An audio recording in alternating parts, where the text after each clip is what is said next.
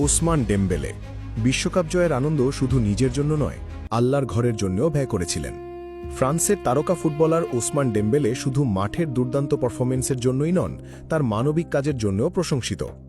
2018 সালে ফ্রান্স বিশ্বকাপ জয়ের পর বিভিন্ন প্রতিবেদনে উঠে আসে, ডেম্বেলে বিশ্বকাপ থেকে পাওয়া পুরস্কারের অর্থের একটি বড় অংশ নিজের জন্য ব্যয় না করে তার মায়ের শিকড়ের সঙ্গে সম্পর্কিত মৌরিতানিয়ার একটি এলাকায় মসজিদ নির্মাণে দান করেন।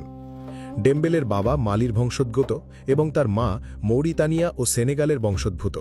তিনি সবসময় নিজের ইসলামী বিশ্বাস ও পারিবারিক শিকড়কে সম্মান করেন। ফুটবলে কোটি কোটি টাকা আয় করেও তিনি এমন একটি কাজ বেছে নিয়েছিলেন যা মানুষের উপকারে আসে, কারণ ইসলামে মসজিদ নির্মাণকে একটি বড় সওয়াবের কাজ হিসেবে দেখা হয়।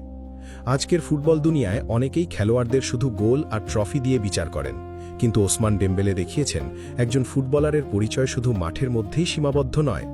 মানুষের জন্য ভালো কিছু করেও একজন খেলোয়াড় কোটি মানুষের হৃদয়ে জায়গা করে নিতে পারেন। এমন কাজ সত্যিই অনুপ্রেরণার। আল্লাহ যেন তার এই নেক আমল কবুল করেন। আমিন।